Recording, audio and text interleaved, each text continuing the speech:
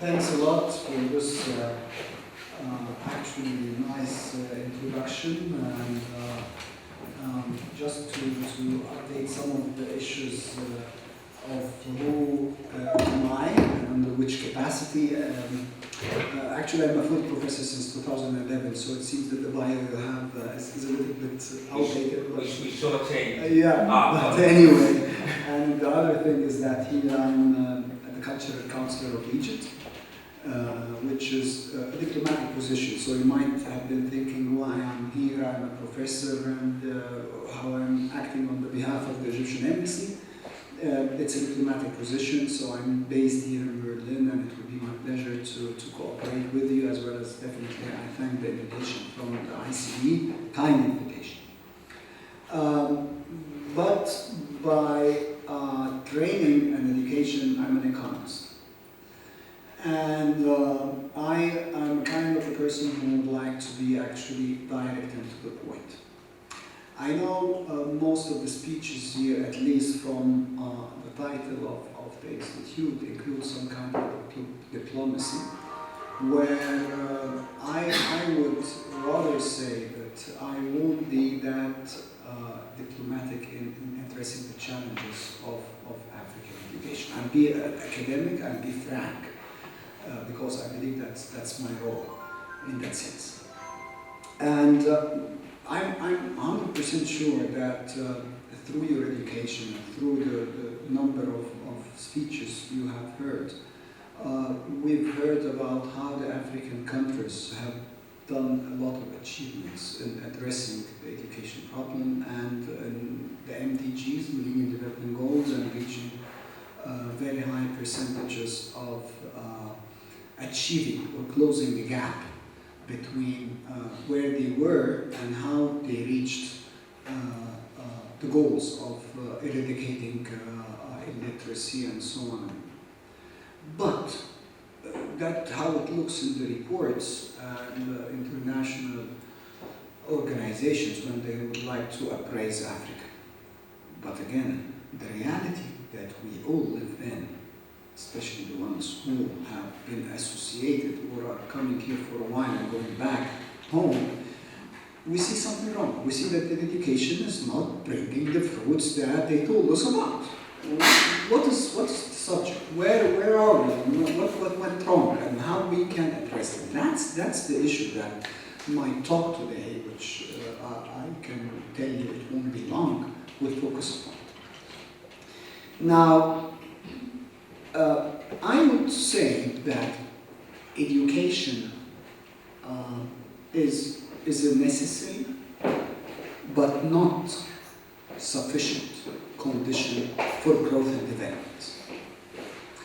So how it can address growth and development?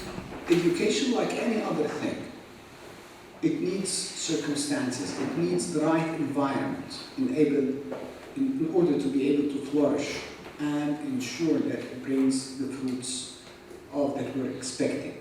And here is the key issue, that Africa in general has focused on education as a goal and not as a mean. So we're so happy that we eradicate illiteracy. We're so happy that the number of dropouts has declined. We're so happy that the number of pupils in schools have increased. But is this all? No. And here come several issues that I would like to address and talk about in Africa. Number one is that so far Africa has focused on access, quantity, and not quality.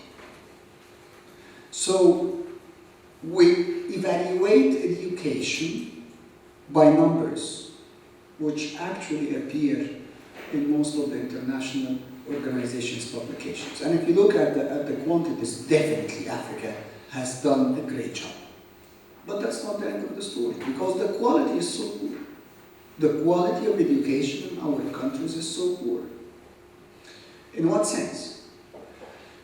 Not only the kind of curriculum need updating and needs to address what the society and the industry need, but also the process of education itself is poor.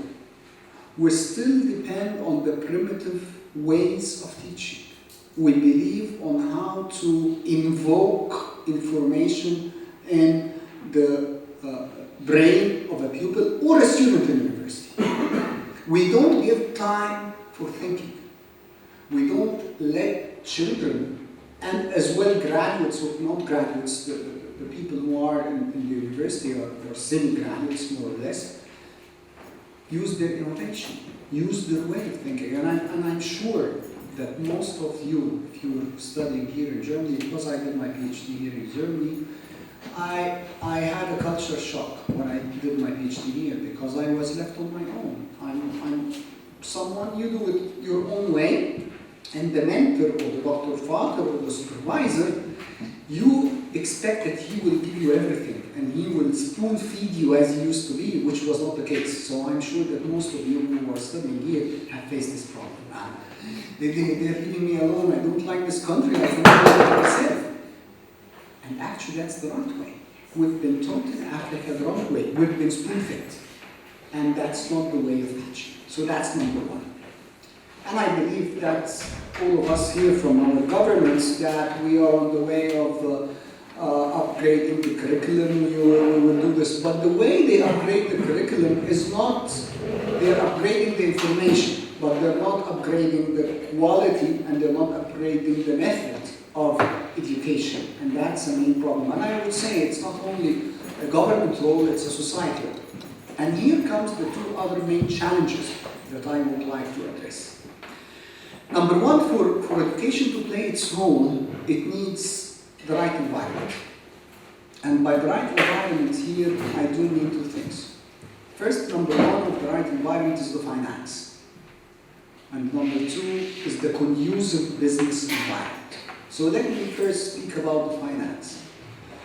If you look at some of the figures about that published about Africa, that would tell you, when I would read here, that on aggregate level, the funds allocated for education, you would find that they are sufficient, which is on average, 1% on average of African countries' GDP is devoted to education, compared to 1.4% in OECD countries. That's OECD countries, for you who don't know it, it's the club of the rich countries, including Germany. So the percentage is not far. But yet, devil is in the details, and that's why here we need to look at the details. The expenditure per student is around 56% in Africa, compared to 23% in OECD country. That's a percentage of the GDP per capita. So what does this tell me? It tells me that even in Africa, the per GDP per capita, as percent of GDP per capita, people spend more on education. And that's, as you know, that's for private tuition and so on and so forth. Although education might be public in many countries, but it's not working. So where is the issue? The issue is that if you look further in the details, that you will find that most of the money going to education is not going to the process of education. It's going to either paying wages, and probably the wages of not even the teachers or the professors at the university, but going to the administrative staff. So at the big bulk, at the big picture, tells you that we're increasing spending on education, but the reality tells me that the money is not being administered the right way. Now I know this is a problem simply because there are burdens of unemployment and we have to take care of the administrative staff, that we need to make sure that we have the buildings and so on and so forth. But where is the money that is spent on improving the process of education? That you will find it trivial if you find any. Or if you might find some money from donors, but it's not sustainable. So here what I'm talking about, we might not be lacking finance, but we're lacking the ability to manage the finance in the process of education. And that's a specific problem to each each country, but it's a general problem. You'll find it whether you're talking about the primary schools, about the high schools, about the university, and so on. So that's number one, and I believe if Africa wants to make use of education, we should address the management of finance issue. The second problem is the environment. And when I do mean by environment, I do mean here I talk as an economist, the supply and demand side of education. What you find is that the rate of return on education, normally economists tell you that the more you get educated, the more likely your price will increase in the market. Which means that the rate of return on being educated is high. It should get higher the more you get educated. But in African countries, you find the opposite. You find that the more you get educated, the more likely you'll be unemployed. So where is the problem? Is the problem is that I'm being educated? They told us that education is an investment. That's what our parents believe. They tell you we don't have the money, but we'll invest in your education. And then you find you back home, unemployed. An unemployment rate is higher among the educated than the guys who are uneducated. So here, definitely, it's an economic problem. Where is the problem? The demand, there is something wrong with it. The demand doesn't want you. The business community doesn't want you. Why? You go to the business community or the industry or and they tell you, because actually the education you get doesn't work. You're being too theoretical and you need practical guys. We don't want you just to tell us that about the theory, we need to how to solve the problem. So there is a problem here that we need to take care of.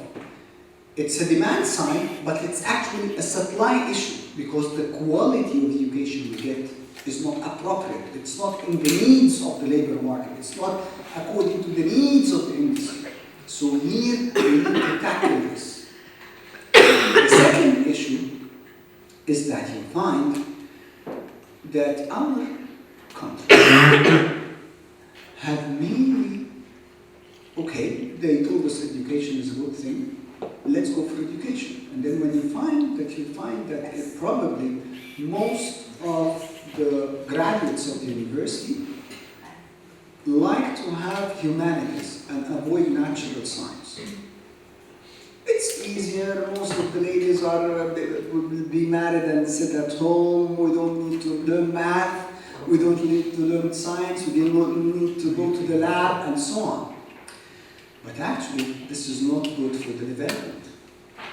What is good for the development is more of a natural science. I'm not saying that we don't need humanities. I'm a social scientist guy, and most of you will probably be the same. But definitely, I'm talking about the proportions. There is something wrong in the incentives given to the different fields, and this as well need to be taken care of in our country. This is a government role. This is an industry role. This is a business society. The third problem addressed to the conducive environment issue is related to why do people don't believe so much in education? We always look at such issues that I've been telling you, but now there is a new thinking that maybe the unemployment in Africa has nothing to do with the business environment, has nothing to do with the quality of education, but it actually has to do with the nature of investments in the country. What do I mean by that? African countries, if you look at them, they are more agriculture and more mining countries. Now in agriculture, you don't need a lot of education, in the sense of most of the people working in the agricultural sector are informal sector in Africa, and the government doesn't do a big role except in irrigation and things like that. But if you look at how the government is trying to attract the investments and where the government investments is going. Your economy is probably going, if you have oil in your country, then definitely it's going in oil. Once oil is discovered, but if you don't have it, it goes in mining. And in mining and oil, they are capital-intensive industries, so they are not labor-intensive industries. So you end up by a skewed system of investment where the governments would like to show that we're investing and the rate of return on investment in such areas is high by financial terms, but by social terms, in terms of creating jobs and making sure that education is linked to the society's need, then definitely there is a gap here, and the gap is not addressed. And this is not taken into consideration by the governments in that sense.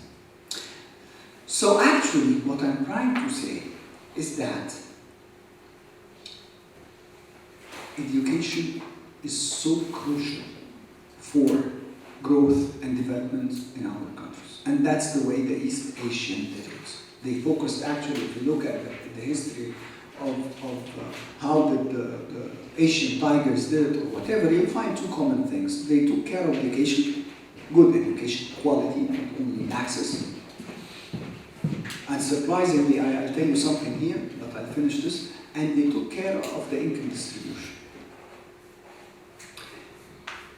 And the final thing I'm talking about is that what surprisingly I said about the East Asian issue is that South Korea, you always look at South Korea as a model for success as a country. They always at least compare it to Egypt, who were at the same level GDP per capita in 1960. Now look at where is South Korea now and where is Egypt now.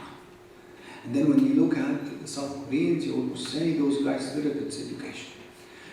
But if you hear about education in South Korea, you'll find that education is not free. Now most of us think that education is a public good, which is, as its advocates, this theory that education is public good, as its advocate. But South Korea didn't believe it's a public good. They believe it's a private good, where people have to pay for it, and people have to compete in order to have their children taught well. I think one of the main problems that we're having in our countries, and we need to rethink it, but I don't have the solution for how to think it. I'm not talking about eliminating it, but we have to rethink it. And here, no politician will dare to say what I'm saying now, is that free education. Free education is necessary at a certain point, till you finish the primary school. But we need to think about, to eliminate illiteracy. But why should free education continue and continue and continue till you finish university? Not only you finish university, if you are a failure student, that's the case at least in my country, you can fail as much as you like, and still the government is paying for it. No problem, don't worry. One final two issues about education if you want it to work. One, we need to change the society mental setup. The society in our countries, whether we like it or not, believe that the more you get educated, the more prestigious you are socially. And then hence what you found is that most of the population would go for university and they forgot about vocational education. So we ended up by a high level of university graduates who are unemployed and a gap in what is needed from the vocational training, which is looked at socially and culturally as a second stage, as something that is a second best, not the first best. This needs to be changed, and I believe in this country where we are staying all now, it's a model of how vocational education changed the context of this country to a successful country. So this is the second area, the cultural and mental setup on the society level, and how to make use of vocational education. It's a big failure in Africa, and we need to learn. We don't need to do it the German way, but we need to find our own way of how making good use of vocational education that can be successful and can be fruitful to our